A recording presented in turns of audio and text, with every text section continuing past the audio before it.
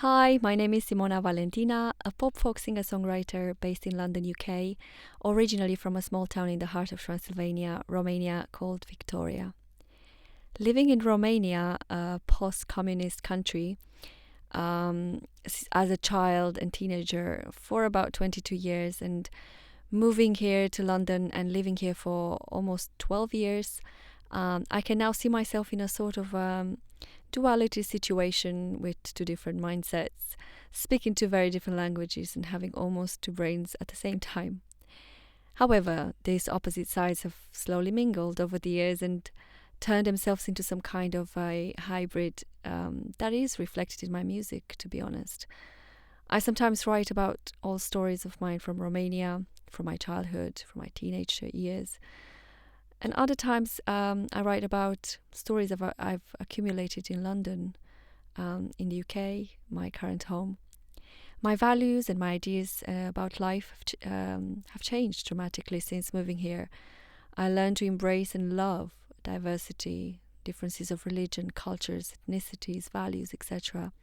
And this has definitely impacted my music and writing, which is now coming from an open-mindedness and limitless perspective. To be honest, I've always been open-minded and I've always wanted to meet new people and from different corners of the world. And I'm so very happy and so very fortunate that I've ended up being here, a place of contrasts. From a little town in the middle of the wilderness and the mountains of Transylvania to a very busy jungle city of London. My journey has been met with challenges, but so very enriched with and spiced up with so many exciting opportunities and stories that obviously reflect in my music. My hometown, Victoria, a very little but pretty town close to the stunning mountains of Transylvania, a very picturesque and serene area, to be honest, has always inspired my music and my artistic side since a very, very young age. I used to love singing, dancing, painting, acting, and anything and everything that seemed creative and different. I still do those things and I just love it. I have spent an extensive amount of time in the nature, surrounded by flowers, wild animals. My parents, I remember, had a little farm and I was like a proper country girl, but from a little town instead of a village. I was singing to the birds and to the pets and animals, and I was walking in the fields and forests, and that was what I learned to understand later, the embodiment of the ultimate freedom and happiness, as I was indeed a very happy child, living a perfect childhood. This has inspired me to write about the nature, happiness, freedom, courage, and most importantly about love. If I were to say who were my biggest influences, where I've been strongly influenced since a very young child by many amazing artists from the 70s, 90s era.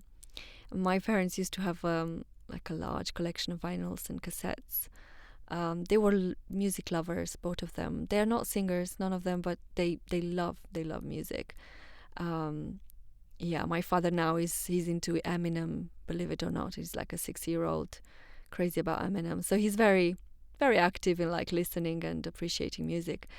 So when I was a child, I used to listen to foreign artists such as ABBA, Eagles, the Beatles, Celine Dion, Dolly Parton, Aha, Scorpions, Guns N' Roses, Bon Jovi, Bryan Adams, Pink Floyd, Rolling Stones, John Denver, and so many other. But I was also listening to Romanian folk and rock artists, and to bands such as Holograph, Conexión, Pasărea Colibri, or singers like Madalina Manole, and many others.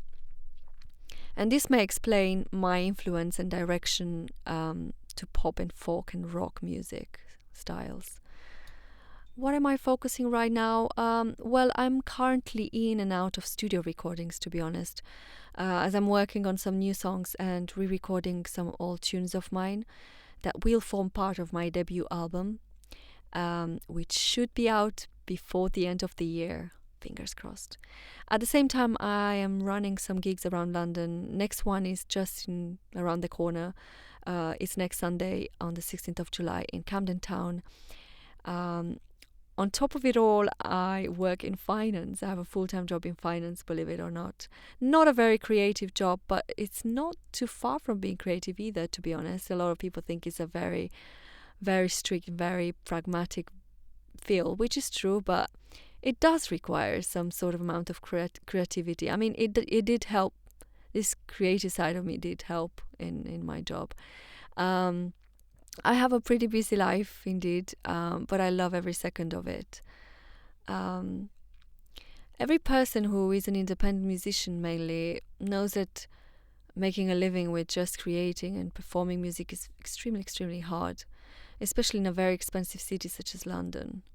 Also, making your music heard, promoting it, becoming a music business individual on top of being an artist, hustling and bustling to get gigs, to make your music heard, and so on. These are all big challenges independent musicians face these days. So, as a result, most of us put music as a on a second page as a secondary job, and it makes it so very difficult and challenging to prioritize it at times. However, I could never give up on my dream of one day becoming a full-time musician, selling many, many albums and doing music most of the time, touring around the world. But until then, most probably, even then, the hustle still goes on. If I were to give an advice to my younger self, that would be dare more and fear less. I had so many opportunities when I was younger that unfortunately I missed. Also, I wished I told myself to write better stories in my head, believe in my own strength and talent since I was a kid, because I was so full of fears and demons, just kept me stagnating at times. If I've ever tried any unconventional mediums or techniques, well, I have a very funny story, very unconventional, of me starting out singing with my head in the washing machine. When I was younger, my parents bought this incredible washing machine. That was such an amazing, discovery at the time. And I found out that sticking my head inside it and singing is an amazing, amazing experience. It was a great reverb about this washing machine, and I found it very appealing, like a hidden box. People couldn't hear me from the outside, so I could scream as much as I could. And I wrote a song, about this called "Head Out a Washing Machine." Check it out. It's just telling this story basically. Overall, I'm quite creative. I painted my white guitar because I found my guitar to be pretty basic, and so I used guitar picks to decorate my guitar, because at that time I hated guitar picks. I'm not saying I'm very much of a friend with guitar picks still, but I'm definitely using them much more than before.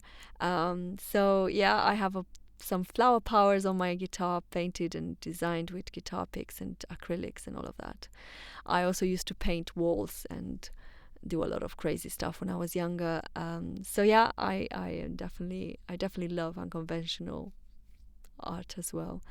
How do I prepare to make a track in the studio and then transfer that to a live performance? Well, normally I write songs in my head. That's how they usually start, or sometimes with my guitar.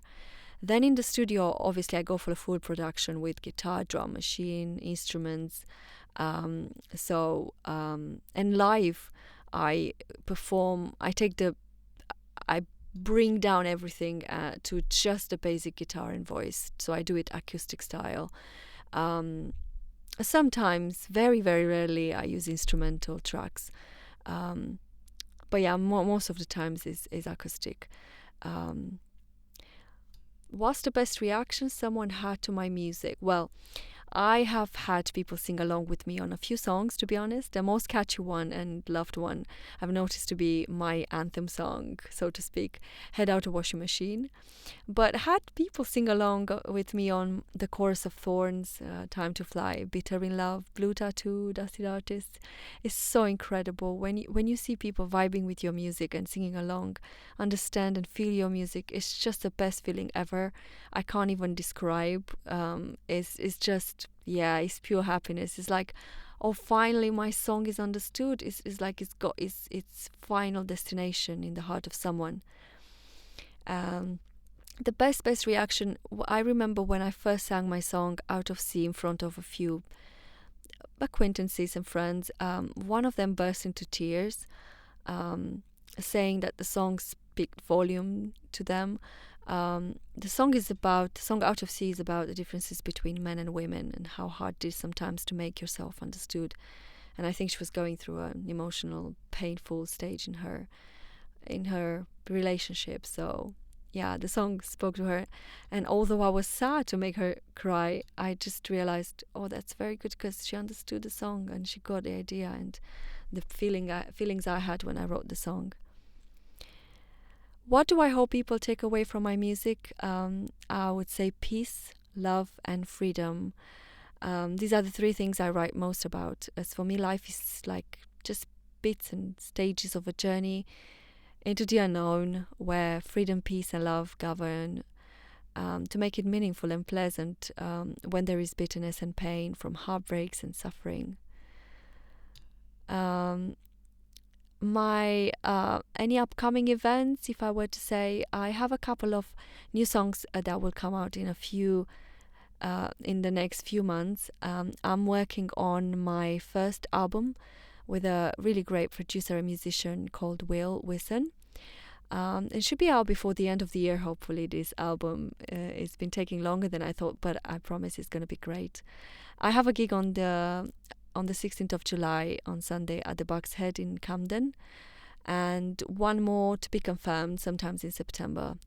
I've got a couple of collaborations with some lovely artists, one from London, Akko, and another one from Germany, David Rocks, and there will be a couple more collaborations coming soon. My Facebook handle is at simona.v.seulean. My Instagram handle is at simonavalentina.music. TikTok handle is the same as Instagram, at simonavalentina.music. I've got a YouTube channel with a handle at Simona Valentina Music, and the website www.simonavalentina.com. So thank you so much for listening, and thank you for your support and for listening to my music. I highly appreciate it, and I wish you all a great time. Bye.